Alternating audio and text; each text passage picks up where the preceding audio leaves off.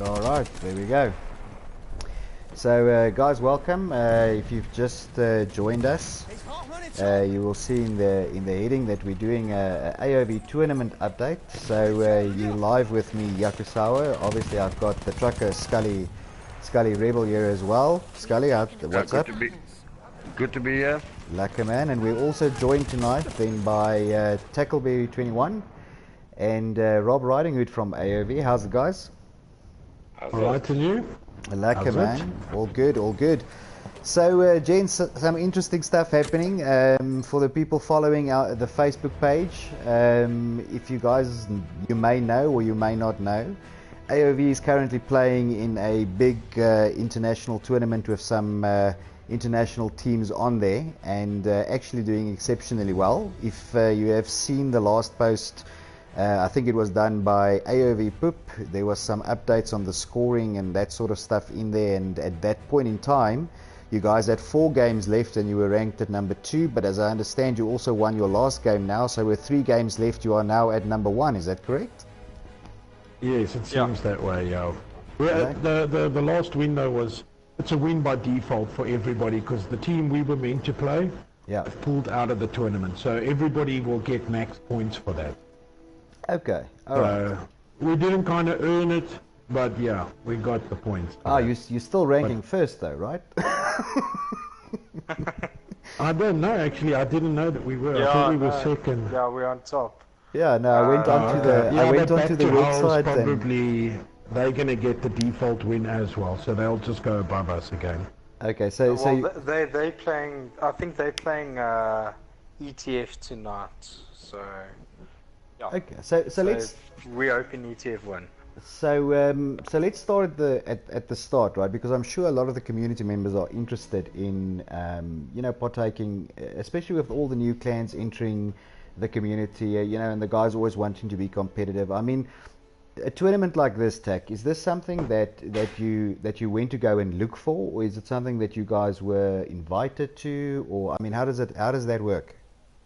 Rob, I think you should answer that because you, I think, the one that found it or wanted to join it. They approached us on joining because they want to do, because basically, you see, the tournament's hosted by Battlefield Nation, so they basically like a bigger community, like a Battlefield community, and basically they want to get like someone from the African continent involved, and they approached us and asked if we'd be interested in joining and being a part of it.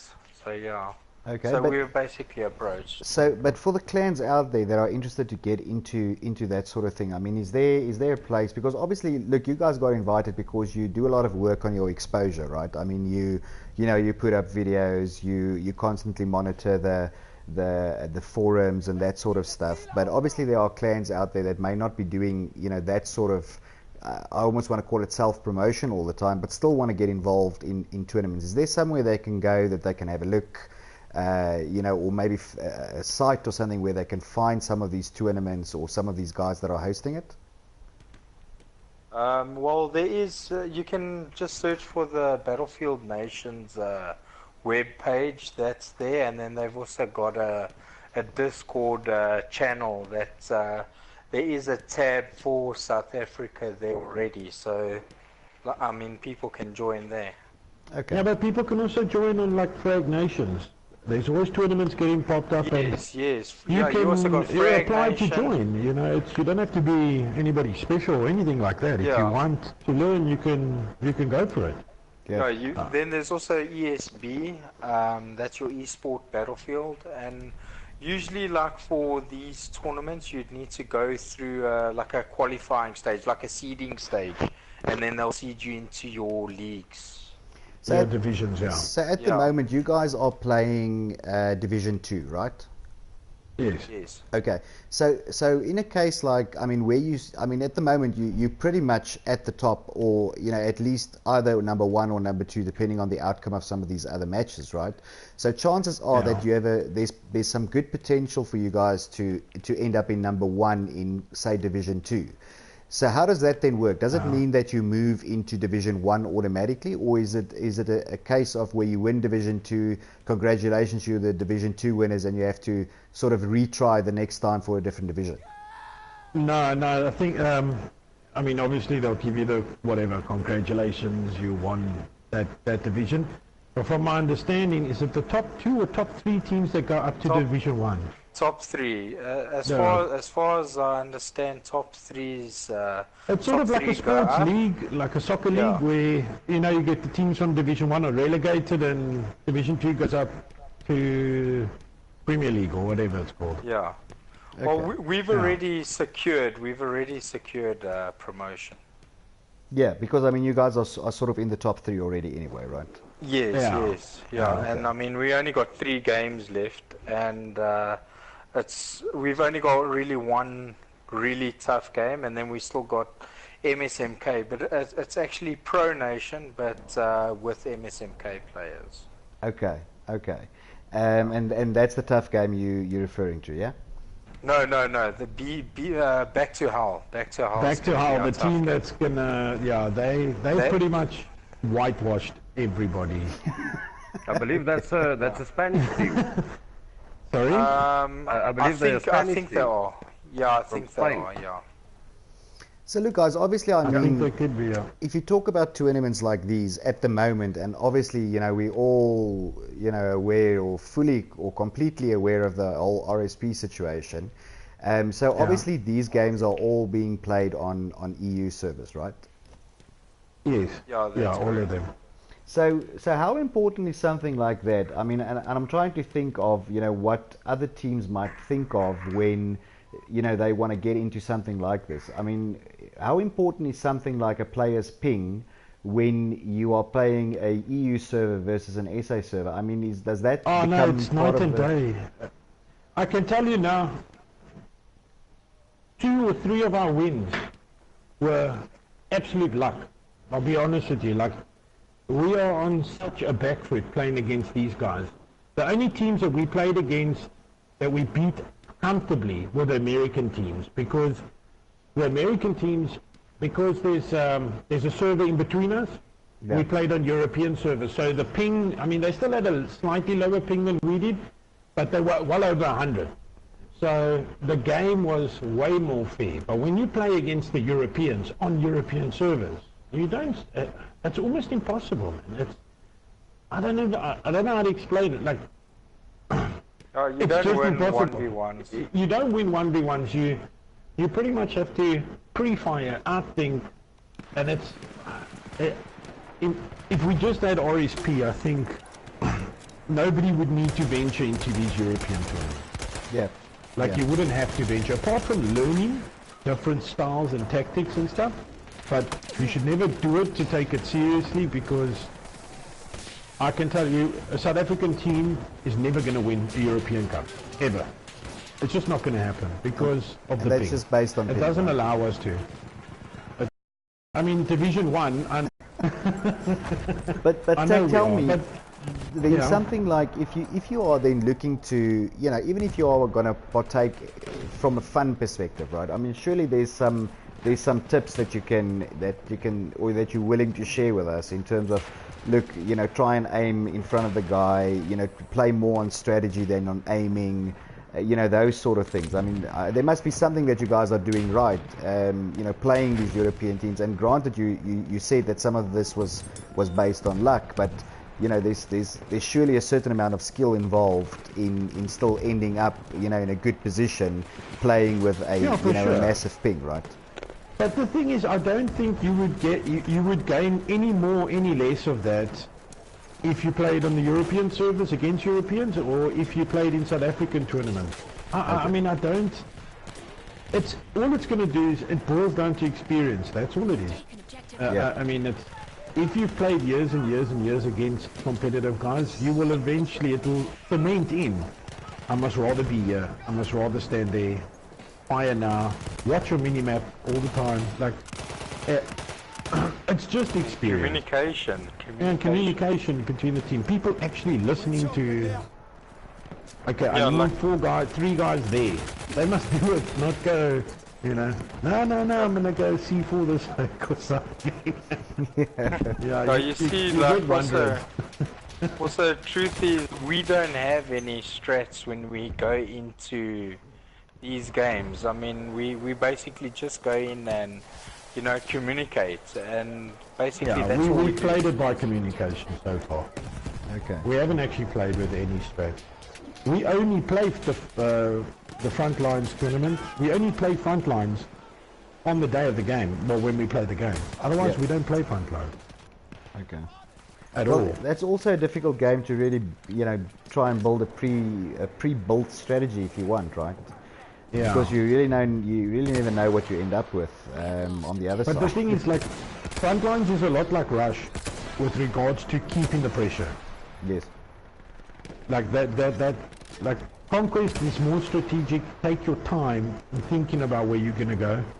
Where Rush and Frontlines is all about pressure. If you can keep the pressure going, you've got momentum going forward, and you will break the defense eventually. So tell me, this tournament that you guys are partaking in now, what is the format of that? I mean, is that Conquest? Frontlines. Frontlines. This thing is 88 Frontlines. Okay, so it's only Frontlines, right? Yeah. Okay. I think the thing that I like about the Frontlines tournaments, or at least what I've seen so far, is that, you know, you either dominate completely or you win on timing, right? But there's always a definite sort of stake in the ground, and the game tends to be a specific, because of the time limitations. You know, you can almost plan the game, you know, sort of well, because it's only going to run for so long. I think as a tournament, you know, setup, or as a format for a tournament, I do think it's a good one. Probably better so for me than Conquest, specifically from a tournament perspective, because Conquest you tend to, you know, need to play several maps or several games over several maps, whereas, you know, Frontlines are very definitive. Settle it there and then. Yes, that sort of attitude. So, you know, that for me is, I think, a good format as well. So, James, when's the next game? It was meant to be tomorrow night, but Sunday. Yeah, but no, Tackle. We were meant to play tonight. Tonight. But the team pulled out. So that's why we got the points. Yes. So our next game is on Sunday against Back to Hull at 7 o'clock. Okay. And is there? I mean, is there the guys who are hosting the tournaments? Are they streaming it? Are they showing it somewhere? They will definitely stream that game because it's the two teams on top. Okay. They will definitely stream that game. They stream it on their Battlefield Nations channel on Twitch. All right. And do you guys? I mean, I'm sure that you will get the link.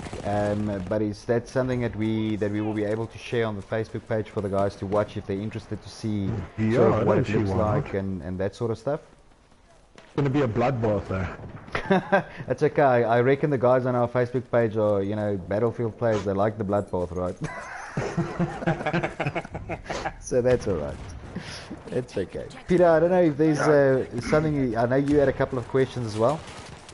Yeah, I just wanted to ask Rob about the scoring system. I had a look at the fixtures and I saw that the majority of the games that you guys have won was in the region of 14-0. So how does the scoring system work? Well, your 14-0 is normally it could be a actual. Okay, let me just get to the rules. Let me tell you guys. Okay, I'll explain it quickly. Exactly. There were some games where there was a game that we won, for instance, we won it 6-1, I think. But they had picked up 14 banned infractions that the other team did during that game. So they gave us 14-0. Because the team broke so many rules. So even though we won the game 6-1, but because the team, well, I mean, the one guy got 44 kills or something with a banned weapon. Yeah. So, like, they immediately give you win by default 14 points. Yeah, after 6 infringements, it's a win by default. Yeah, so, like, we won the game, but they gave us max points because of the infringement. Yes. So guys, a lot of teams are winning by that, though. So obviously, I'm you'll see 4 teams a pattern there because, you know, we talk about sticking to rules and stuff, but the Europeans break a lot of rules as well. But I mean, what you're actually saying to me is that if you are a clan and you're considering entering one of these tournaments, it's not just about your ping, it's not just about your skill, it's also about, you know, how you are able to actually follow the tournament rules. Because it seems to me that you can play, you know, kill and make it a bloodbath, but if you don't follow the rules, then... And I guess that's the way tournaments should be run, right? I mean, there should be rules. At the end of the day, you know, good luck to the guys who moderate these things, because it's not the easiest thing in the world. But but obviously, you know, there's a certain level of strictness, call it if you want to, you know, within these tournaments as well. Here's the scoring system. Okay, it's 1 point for each flag captured. So basically you can bounce around between flags and the game will stay close. 2 points for destroying the first MCOM, and then 3 points for destroying the second MCOM. So yeah, you can look at basically a max of 16 points per match. Okay. And then the time period, how long does one of these matches last? It's, I can't remember the time, but it's 20 minutes. 20 minutes.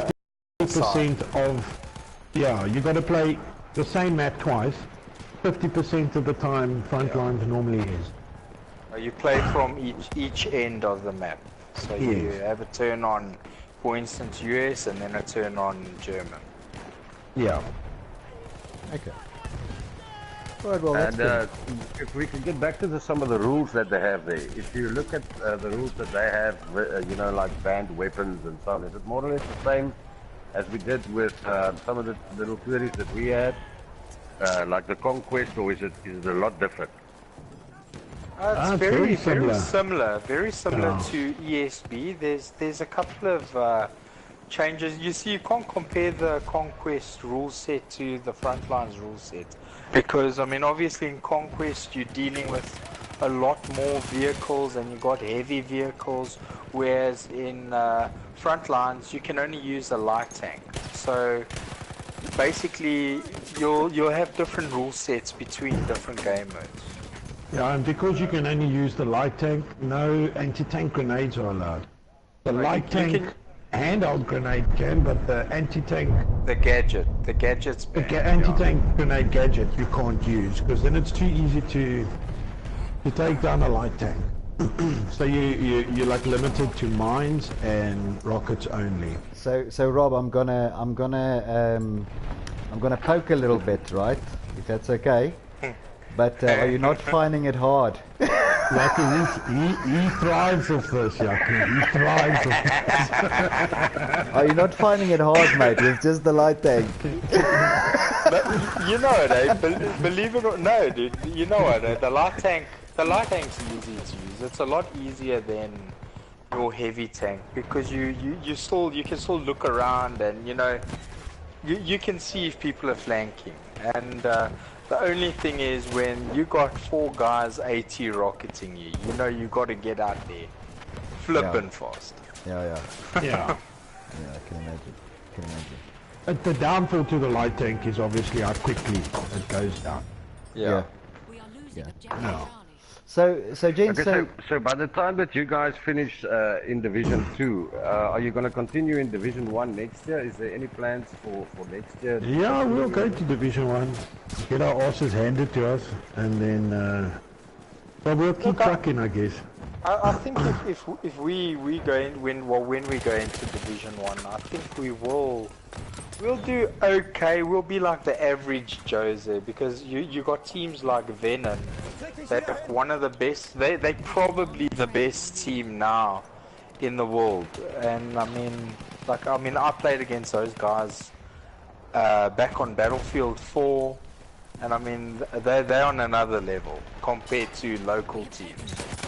Yeah. Yeah. All right. Okay. So, you know, like that being said, if we change this whole tournament and all the Europeans had to play on South African servers, it's a whole nother ball game. Yeah. Agreed. Then it's a whole different ball game. Like, they won't win. I know they won't. See, so we basically holding thumbs. We get local servers, and then we can play our end of the map on our server and play their end of the map on their server. Yes. To give balance, and you know, then it would be a bit But right now fair. our hands are tied, like we have to play there, we can't play anywhere else. Of course. So, yeah, it is what it is. So guys, at least like we were lucky with the Americans, because the Americans, I mean, there was a server in between, so it's no favoritism. Yes. But already then, just from them having that extra ping, they're not used to playing with ping like that, and we walked those teams. Yeah. Like those teams were easy to play against. Yep. But as soon as you play against the Europeans and they obviously ping you low, man, it's difficult. Like really difficult. So James, now that you're in the, you know, sort of, let's call it the prize reach. Let's just talk about, you know, what is the, I mean, are there prizes in this tournament, or is it bragging rights? I mean, besides the motivation of trying to be a good team, I mean, is there some motivation from the guys who actually run the tournament? How does that work? Yeah, I don't know. There are prizes. I don't know what it is. Yeah, there's prizes. It's like T-shirts, Battlefield Nation T-shirts. And, what's that I don't know what else. Yes. Don't you get like some special dice, something, or I don't know, man. Battle coins. You get battle coins. I think you use it on. I really don't know what it is. I just see guys using it on Twitch. So it sounds to me like you guys are playing for the bragging rights. No, I think I think when we decided to do this, we were obviously not allowed to play in various local tournaments. So we were like, I think that was one of the driving forces behind the team saying, no, let's go play somewhere else. We can't like just sit around and do nothing. Yep. That's possibly one of the main reasons we decided to join a European tournament. Okay. But I mean, it's good exposure. It's good exposure, right? And I mean, at the end of the day, I mean, even though it's AoV and you know you guys are running your tags, I mean, at the end you're still flying the South African flag, right? So I mean, from that perspective, it's a good thing. It's a good thing for the South African gaming community, because it gives some exposure, and it also allows some other teams to see that we we have good players locally here as well. Yeah, no, definitely, and it's again though, like we just got. I've been waiting for local servers on console since Bad Company 2. Yeah, as we all, eh? And I got that feeling by the time I retire, that's when it's gonna be available. Hey, let's talk about that for a second, Tak, because I saw some comments on Facebook there about people asking you when you're retiring, and you didn't really give them an answer. I don't know. I mean, I'm having fun at the moment, so I don't know. But, yeah, as long as you're having fun, it doesn't matter, right? Yeah, but I can feel though that I'm less competitive than I used to be.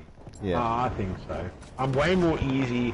The old me, like in Battlefield 3 or something, we would have had practice twice a week, guaranteed, running strats continuously. Now I'm just like, guys, just fucking, sorry for swearing, just play, just run, and you take that flag, I'll take this flag. That's sort of the vibe I'm on right now. The truth is, Tackle's getting bad at the game. He hasn't got the same reflex as I feel your pain. I'm just as bad. All right, cool. Well, listen, James. It was. I just wanted to ask you guys. Sorry, bro. I just wanted to ask you guys. I saw Mad. He's also entered in the competition, and I saw MSNK, but then I saw an MSNK with the EU next to it. Is there because they've got I don't know if they're using them that much, but they've got Pro Nation players in the team. Okay. Initially the team was Pro Nation, and then I don't know what happened there. I don't know. No, it's obviously because Danny joined MSMK locally, and they did like an amalgamation of some sort or whatever. So that's why it's MSMK EU, because it's a mixture of South Africans and European. I think Pro Nation, because Pro Nation's actually a 5v5 team. They want your top European 5v5 teams, and I think maybe they were short of numbers, so they pulled in some of the MSMK guys. Yeah. And how are they doing? I haven't looked at their stats at this point in time. Do you guys have an idea? I could check, yeah. I think they're in middle table.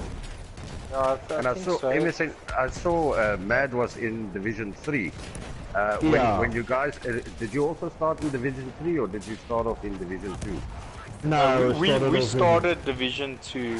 They actually wanted us to play a seeding game for Division 1, but it was a bit short notice for us to get the guys and do the game, you know, so we just said, okay, no, put us in Division 2.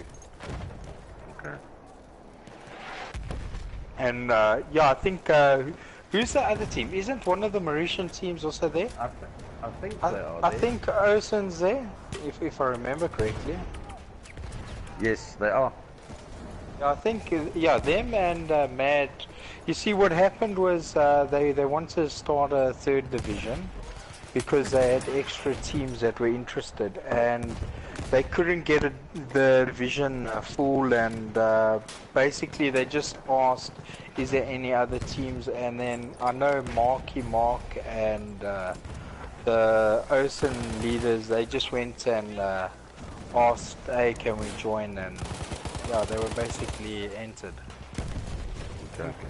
It's actually a good thing for me to see that there's, you know, so many, you know, of the local guys that we know, you know, I mean, named like Mark, you know, these are guys that you see online with you all the time and, you know, being shot by them all the time as well.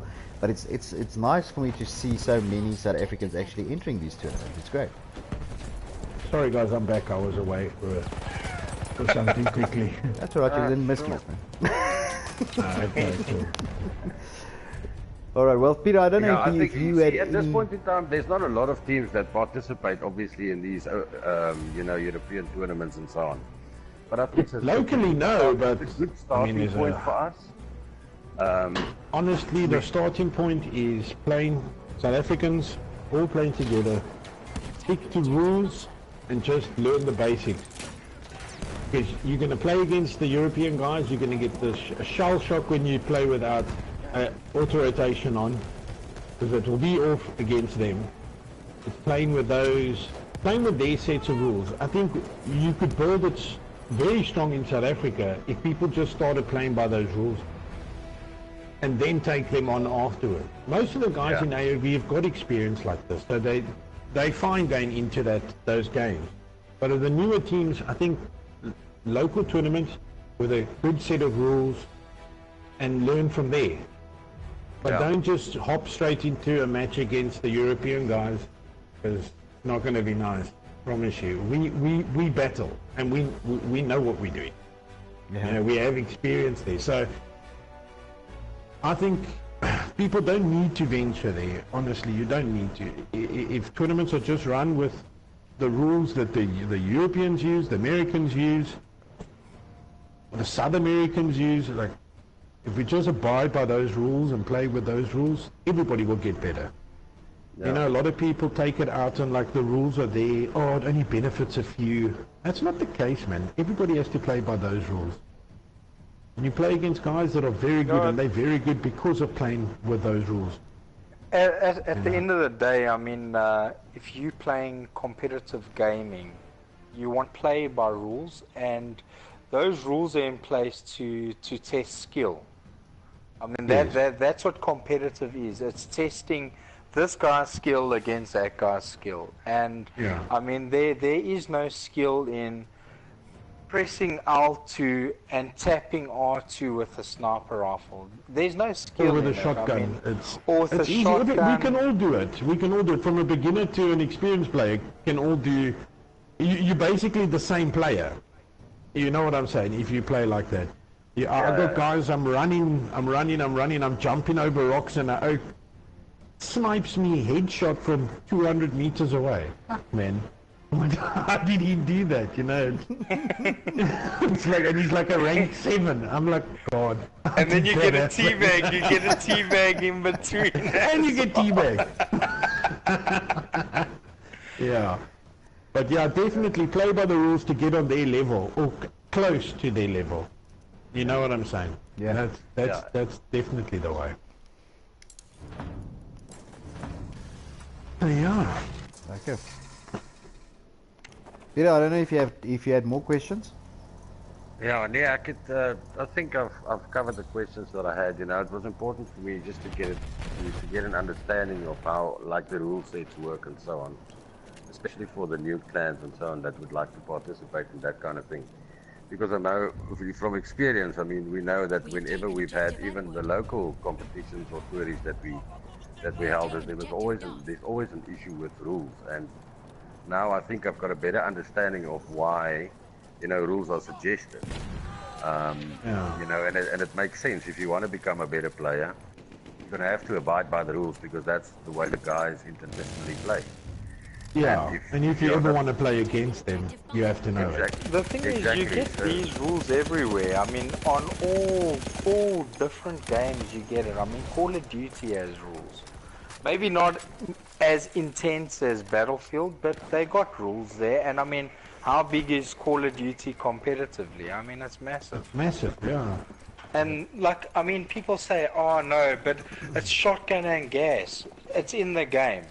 What people don't understand is, okay, yes, it's in the game, but you throw gas, it goes through the walls. I mean, it's there's actually no skill in by DICE. They admitted that. It's broken. Yeah. It's a broken thing. So that's why it's taken out. Then you got things like the Automatico that it will shred through everyone. It's almost a Villa Perosa.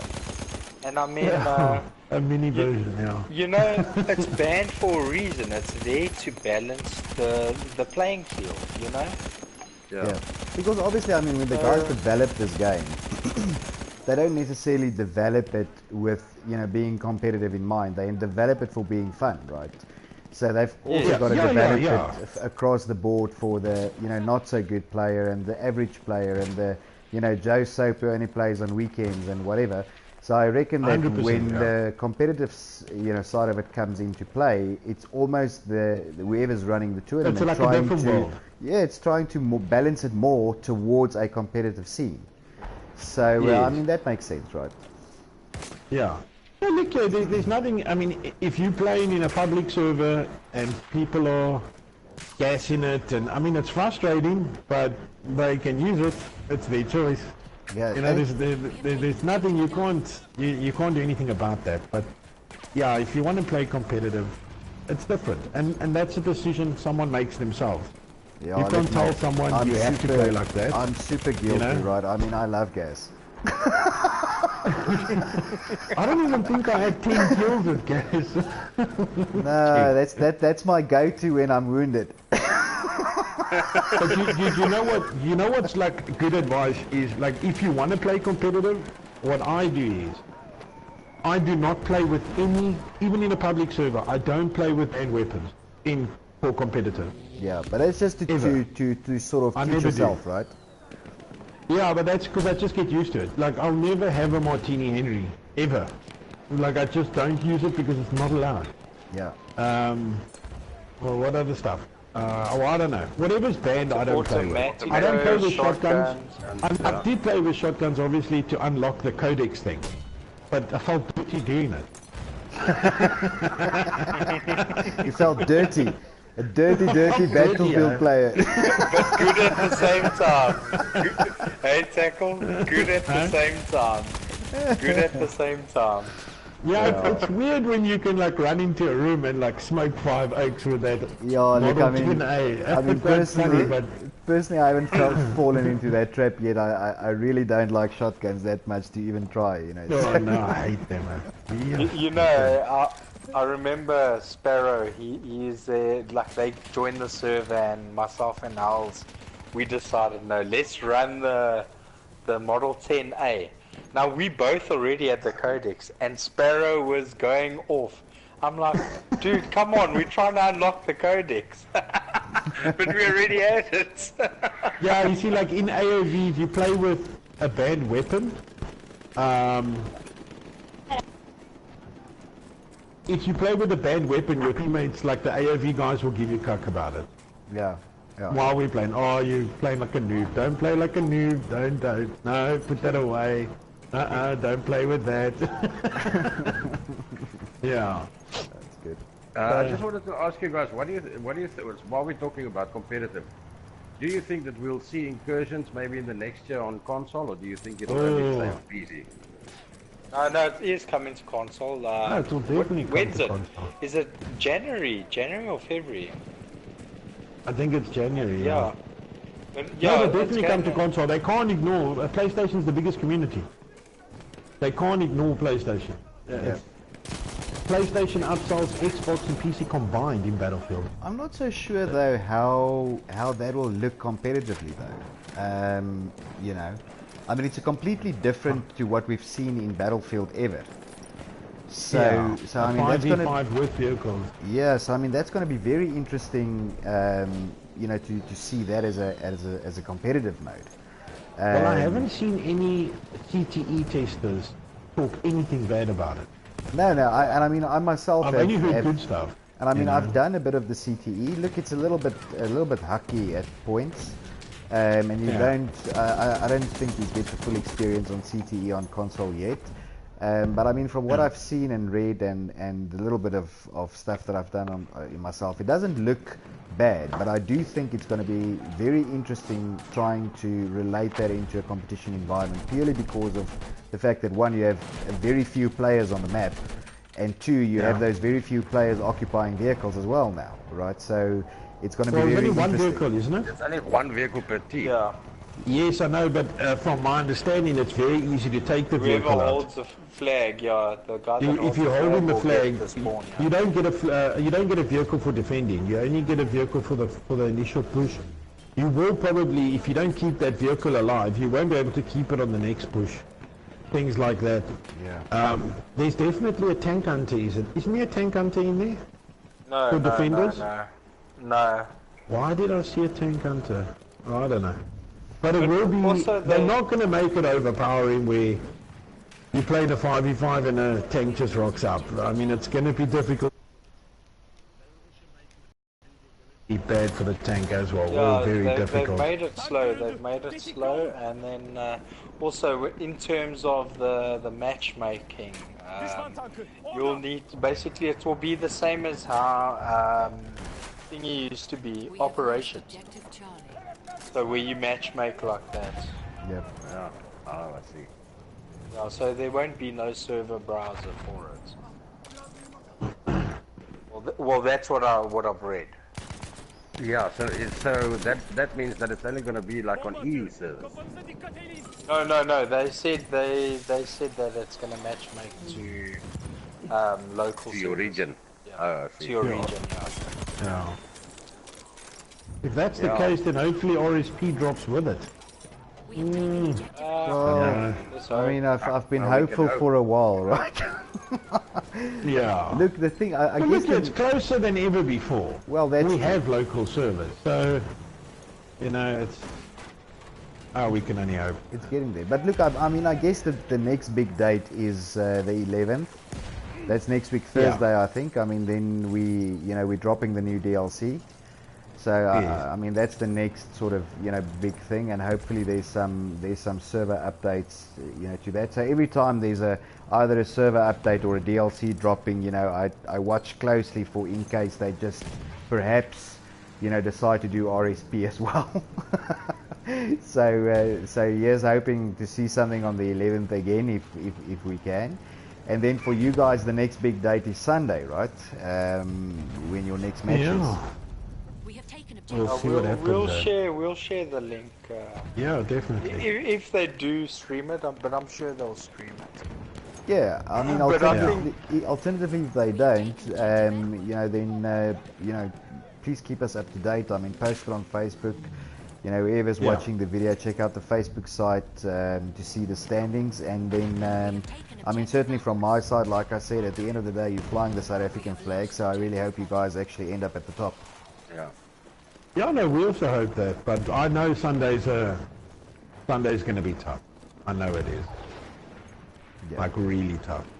Oh well, if they're Europeans, which like yeah, they're not just Europeans. They're Europeans that have beaten everybody quite easily. Yeah.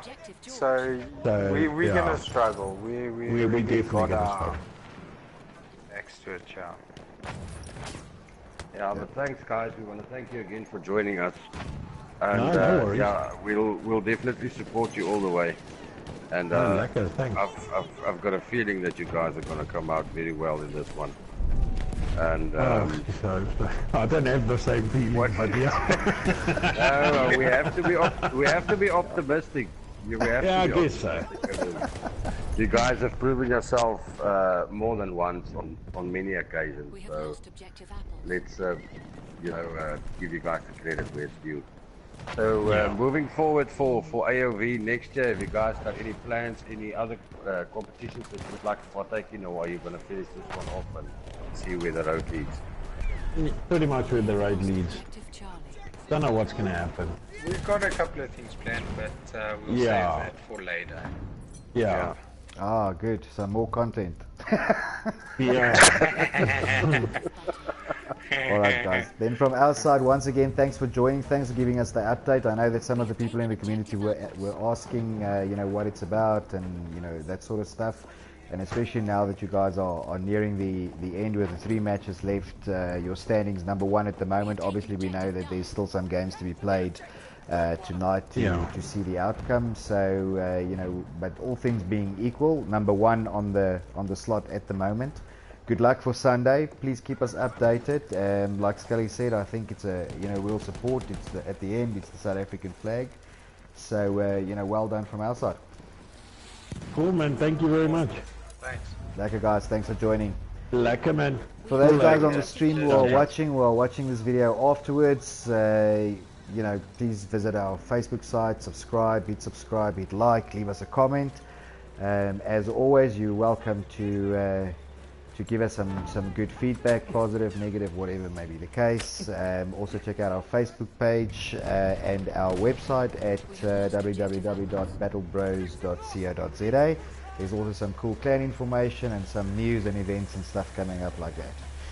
Anyway, guys, that's me, Yakusawa. Links in the description. Sorry, man. Yeah, we'll put the links in the description to the Battlefield Nations tournament that's currently on, just for easy reference. Cool. Guys, that's me, Yakusawa. I'm out.